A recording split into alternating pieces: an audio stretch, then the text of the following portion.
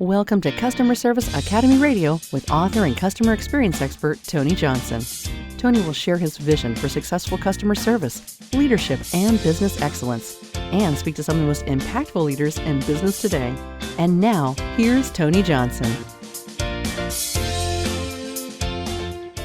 Hello, everybody. Customer Service Academy is on the air. I'm Tony Johnson, your customer experience speaker, consultant, and trainer. Today's episode coming to you courtesy of Ignite Your Service Training and Consulting and 4XI Global Consulting and Solutions. Truly better together. Folks, we are getting ready to have some of the most amazing courses out there for leadership and customer experience. We're going to be having these all over the country, starting in Central Florida. Head on over to igniteyourservice.com/summits to learn more about our upcoming workshops. Sign up to get more information and register today to be first on the list. You're not going to want to miss it. All that said, though, today we are welcoming Kevin Dean onto the show. Kevin is the founder and CEO of ManoByte. Since 2007, he has been at the forefront of AI-driven business transformation, leveraging artificial intelligence to revolutionize business processes. With expertise in AI integration, enhancing customer service, and driving operational efficiency, he is a leader in the AI and automation industry. It is so great to have you on the show today, Kevin. Tony, I am so thrilled to have this conversation with you and really about how we can help your audience really continue to grow in this fast-moving environment that we find ourselves in today.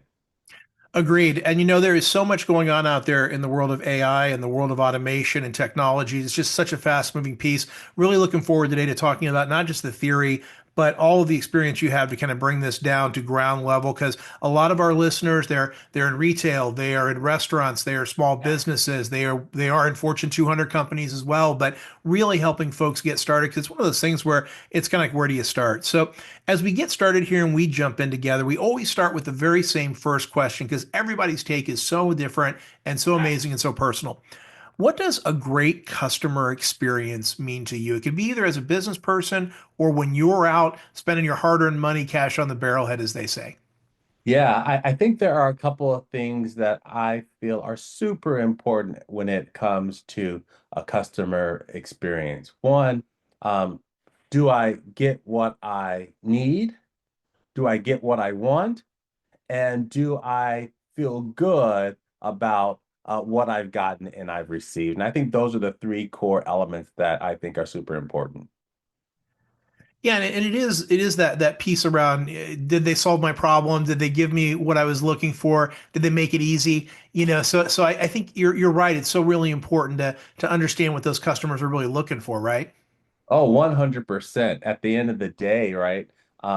There's so much that we could fixate on from a business standpoint, but if it's not meeting the needs of our customer, then regardless of what we give them, it's not going to end up in a good experience for the customer, right? And that's so important. So many times we may think that we solved the problem, we gave them the right answer, but the customer doesn't have that same experience. Like I think that there's lots of stats out there that say that 80% of businesses think that they have good customer service, but it's like 20% of the customers feel that they're getting good customer service. So there's that disconnect that you've got to meet them where they are. Yeah, and about listening too, which takes us neatly into the next question, which is data and analytics are king, right? We all know that. Marketing companies, CX, we all love data, we all love analytics. It's so important. But how can businesses really harness that data to optimize sales, to make decisions, to be successful? What's the secret to taking advantage of all this data we can get? Right. So the advantage is you can be overwhelmed in data, right? So you can be overwhelmed in data and you can be looking at so many metrics, so many bits and pieces of data that you miss the forest because of the trees, right? And so I think the key piece is understanding what is it you're trying to solve, why is it you're trying to solve it, and use the data to go after those specific answers. Now, if you find nuggets in your data that help you later, that's great. But you need to approach it from the standpoint of what is it that I'm actually trying to solve, and why is it that I want to solve this? And then go after those specific metrics. There's so much data out there that is, I call it like candy metrics, right? They make a department look good. They make the job that we're doing look good. They maybe prove a point that we're trying to make, but does it really add the value that's needed for the organization? And so that, I think that's going to be the key element, is to really have a clear definition of what you're trying to solve and why. And so often I think it comes back, Kevin, when we talk about that, not just what we're trying to solve for the organization, but what does the customer want us to solve, right? Because it's that old outside in thinking that we're all searching for in customer experience. Not just what does it mean to us as a business or as a leader, but what does it even matter to our customers to solve that? Yeah, 100%. And I think that this is actually, um, I'm going to make a AI tie in this right now because I think this is a good spot for it. And that is this. We all know that a good AI solution doesn't happen unless you have good data, right? But in order to have a good AI solution, you actually need to know, to your point, what is it that the customers want. So one of the things that companies should look for when they're looking at an AI solution and a tool, and I will just throw this out there, most companies should go out and buy a pre-built solution. Don't try to go and build it yourself. So I'm going to say that first. But when you're going out to buy a solution, look for a solution that allows you to understand the gaps in your knowledge. And there's tools out there that will allow you to say, oh, this is what customers are asking 80% of the time, and this is what they're not getting the right answer to. And so when you are looking at, oh, here's my knowledge gaps, this is what we prepared, this is what the customer's asking, here's the gap in the knowledge that we're sharing and that we're getting. Now, to your point, we're going to be answering the right questions and finding and getting and using data in the right way. Well, and I think that's such a great point to bring these tools in, because it's what it is, right? It's a modern tool, and whether it's sentiment analysis or whether it's analyzing data or any of the amazing things that AI can do, it's a tool in the toolbox to help take advantage of the data and not drown in it, I think. Correct. 100%. You have to make sure that it's always actionable. So when we think about this actionable piece, and before we start to kind of dive into the real nuts and bolts of some of the AIs and that kind of stuff that we're going to talk about, AI is such at the forefront of what everybody's talking about, right? It's the flavor of the day. Everyone knows, and obviously we want to lean into it because we don't want to fall behind. But one of the things that I hear most from customers as I'm out there talking to them and doing surveying and that kind of stuff and talking to organizations is, how do we integrate the technology, the innovation, the AI, all those things, and still protect that human connection? How does it all start to fit together, Kevin, and from your perspective as an AI guru and expert? Yeah, I think there are a couple of elements that we've got to consider when it comes to keeping the human in the loop, as we say in this AI space. And part of keeping the human in the loop is, one, understanding first off what it is that customers really want and what it is that customers really need, and where it is that they need to bring in a human to help them solve, to help them feel heard, to help them feel empathetic, right?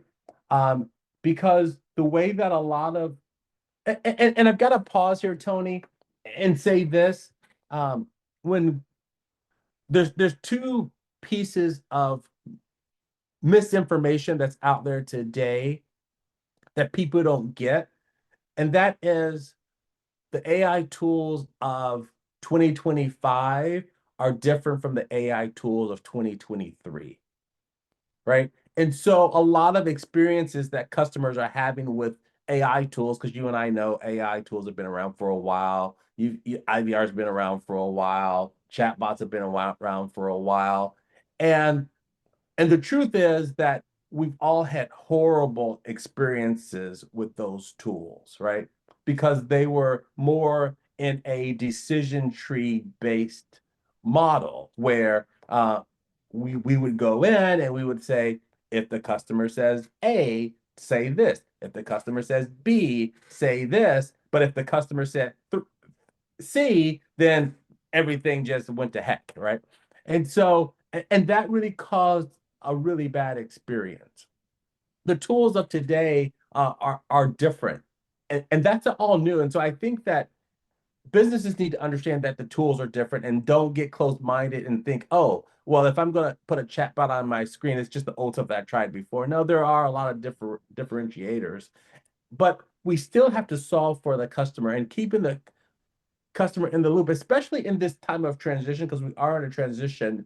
I would say that you can use these tools that are on the market today to help your customer service reps, customer experience managers, customer success reps to answer questions quicker, better, and get to the heart of the problem without having to do all the things that we did before that we were relying on AI to do because we couldn't scale humans' knowledge and their ability to get answers quick enough. So we, in the past, pre-2023, we would try to build these tools that would answer questions that would be hard for reps to answer. Now I think the tool for today is this.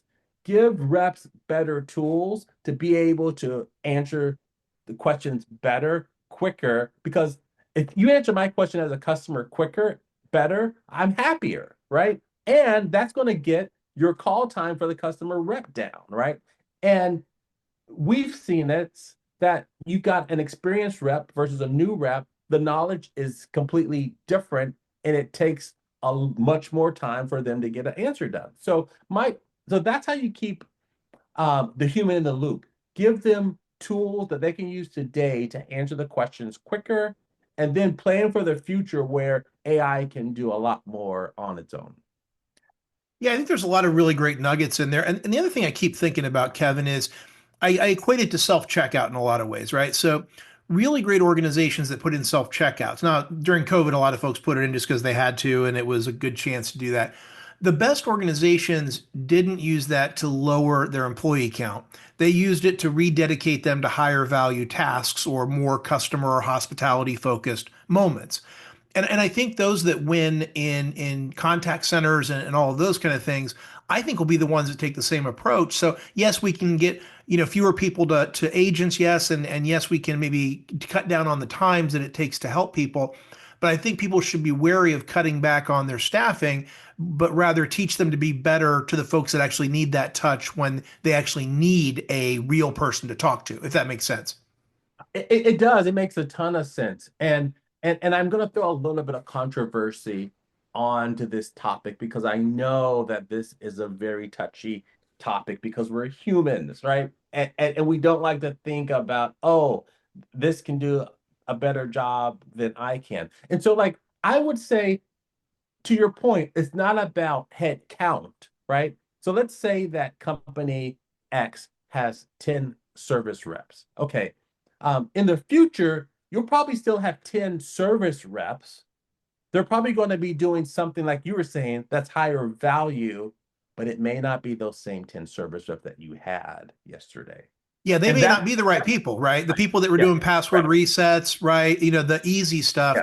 Yeah, It's the difference between I'm going to throw my cable company under the bus, right? The folks that run my cable company call center and the folks that have the Zappos call center, right? Distinctly different skill sets when it comes to helping people who call in. correct. Correct. Completely different. And so you're not gonna you're gonna have a different type of person in the seat. And I think that that's a good thing.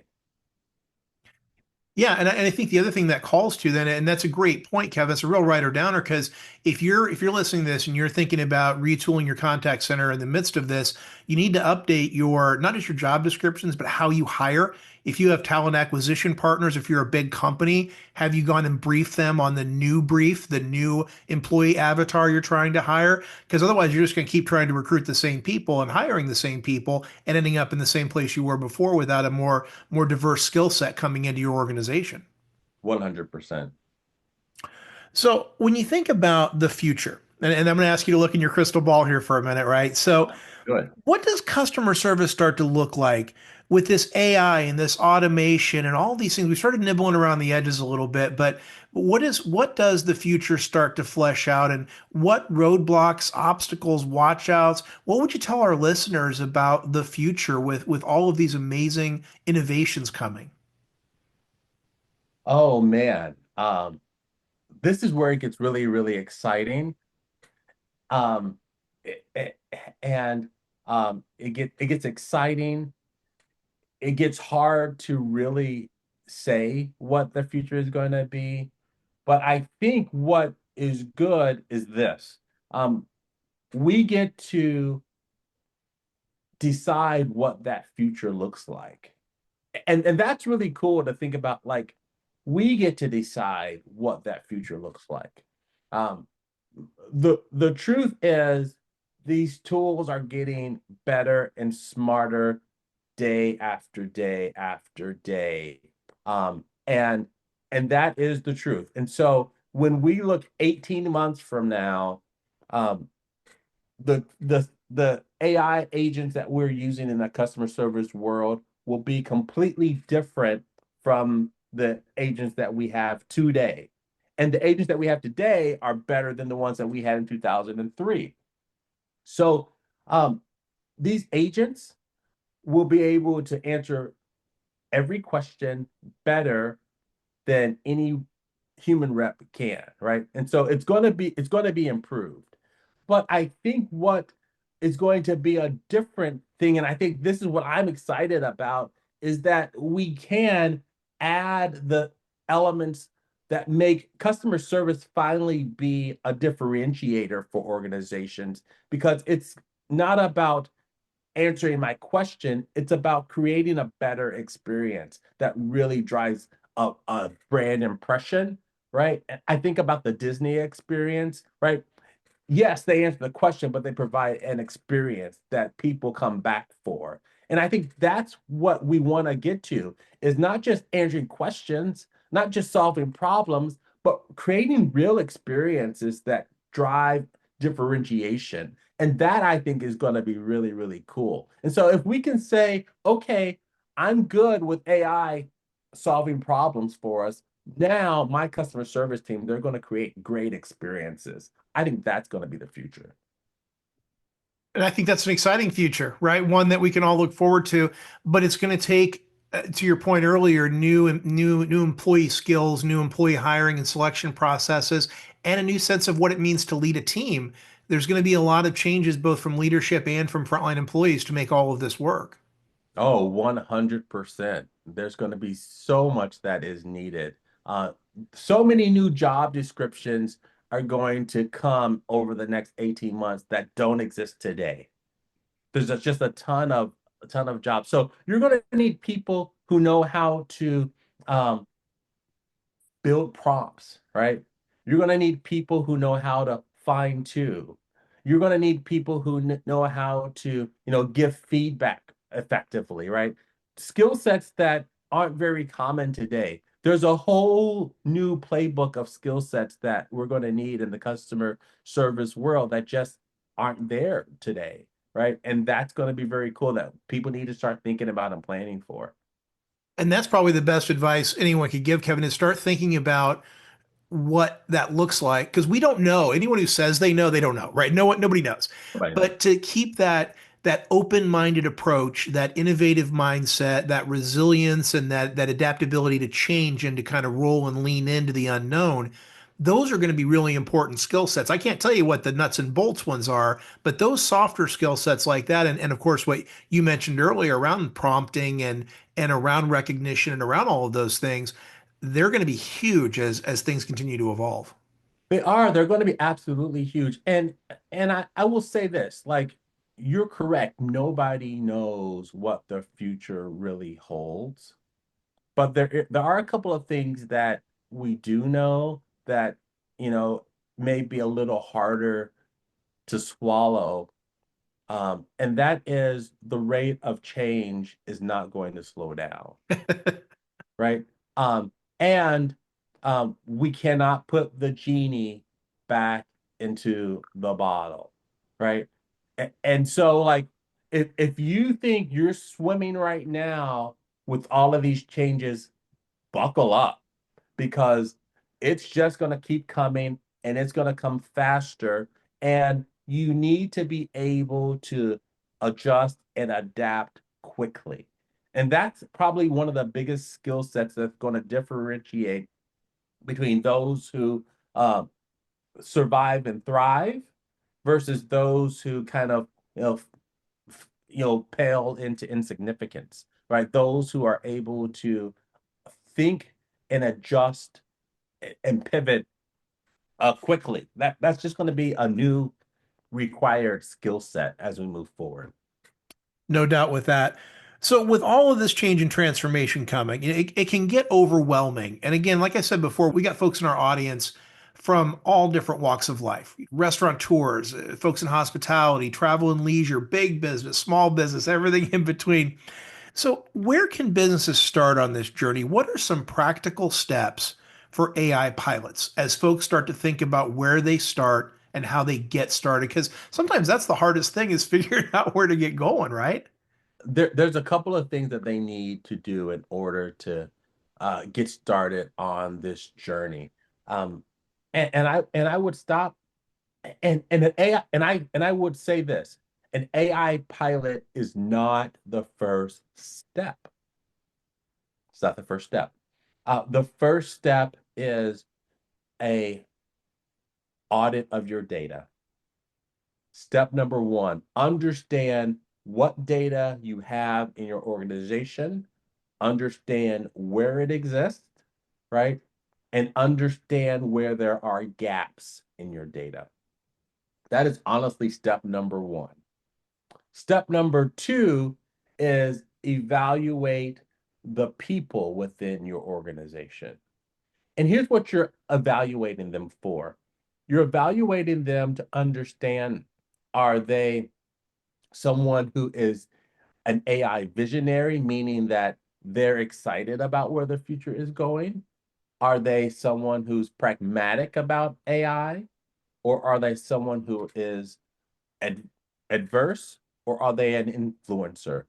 You're going to have all of those different types of people within your organization. You got to find out which buckets people are in. Because if you put your skeptics in a project and then you have them go for it, they're by default are going to, right? They're going to be a roadblock to your success. So you got to understand your data first, understand your people, and then solve the business problems are that are hard to solve internally first, right? So use it to solve an internal problem where you can show success and get buy-in, right? So and solve a problem using the vendor stack that you have today.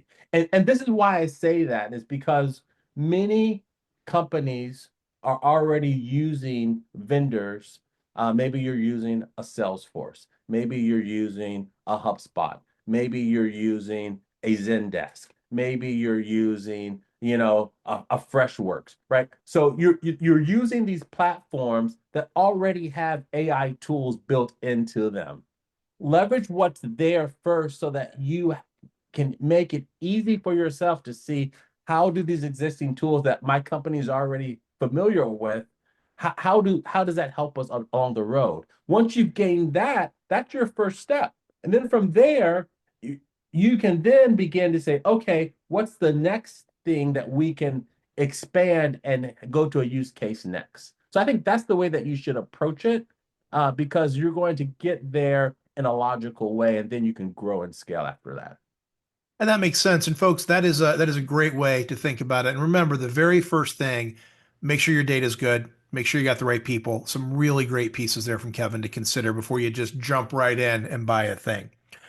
Folks, if you are loving this show, and I hope you are, please scroll on down, leave 5 stars, say something nice, help keep Customer Service Academy one of the top podcasts in the world. And thank you so much to FeedSpot for featuring us in their top 10 customer experience podcast to listen to in 2025. Thank you so much to FeedSpot for that. So this has been great so far, Kevin. Are you ready for the lightning round? Let's go, man. Let's go at it. All right, 5 quick questions, 5 quick answers, just to get to know you a little bit better as a person. What's the best thing you've read recently? Oh, the best thing that I have read recently is a book that is entitled "It Didn't Start with You." So it's an interesting book about uh, uh, generational trauma. So it's pretty cool to think about how that people who experience trauma in their life, it actually is generational, that goes back multiple generations. I haven't personally experienced trauma, but I know people who have, and that book was just fascinating because one of my favorite things is the way that the mind works, and that's what I love about it. That's great. How about your favorite vacation spot? Oh, for sure, it's gonna have to be hands down, Kauai. Perfect. What's your guilty pleasure food, drink, or snack when nobody's looking? What's that guilty pleasure? Anybody who knows me, they know that I love peach cobbler. Oh my goodness. How about the most interesting job you've ever had? Um, Lifeguard. I always say my most interesting one was I was a packer and a forklift driver in an ice cream factory and worked Oh, after hours. There's always lots of ice cream left after the ice cream factory is done running, so that was fantastic. And how about a movie or show that you'll always stop to watch when it's on, even if you've seen it a million times? Inception. Ah, that's a good one. That's a good one. It'll always keep you guessing about does the coin fall or not, right? Or does the totem fall or not? Yep. Hey, Kevin, this has been fantastic so far. How can people get in touch if they want to learn more about you, what you do, AI, your company? How can they get in touch and learn more?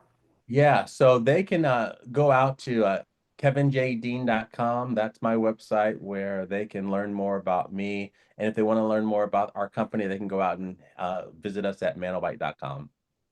That is fantastic. And folks, I will put all of those links in the show notes so that you can scroll on down. You'll be down there leaving 5 stars anyway. So you can go on down, click right over to those links. Please go check out those links and all of the great materials that Kevin has to offer. And Kevin, I just want to thank you one more time for being on the show today. Thanks for coming on.